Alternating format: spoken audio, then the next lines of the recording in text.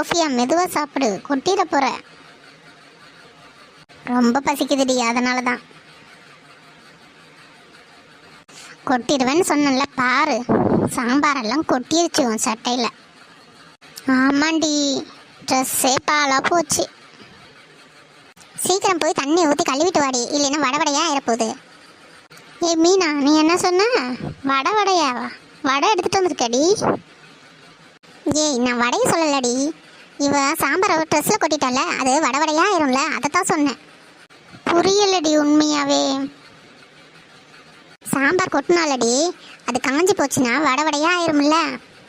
சாம்பார் கொட்டி காஞ்சா வடையாக ஆயிருமா? அப்படின்னா நம்ம எதுக்கு வடை தனியாக போட்டுக்கிட்டு டெய்லி சாம்பாரை கொட்டி வடையை சாப்பிட்டுக்கலாமே. என்னமோ உனக்கு தெரியாத மாதிரியே கேட்காத. ஃப்ரெண்ட்ஸ், மீனா சொன்னதுக்கு அர்த்தம் தெரிஞ்சா அதை நீங்கள் கமெண்ட்டில் பிங்க் பண்ணுங்க. நீ என்னடி உட்காந்துட்டு பார்த்துட்ருக்க? போய் ட்ரெஸ்ஸை வாஷ் பண்ணிட்டு வா. தேங்க்ஸ் ஃபார் வாட்சிங் திஸ் வீடியோ. நெக்ஸ்ட் வீடியோவில் சந்திக்கலாம். பாய். உங்கள் ஊரில் கரப்பட்டு காஞ்ச ட்ரெஸ்ஸை வடன்னு சொல்கிற பழக்கம் இருக்கா ஃப்ரெண்ட்ஸ்?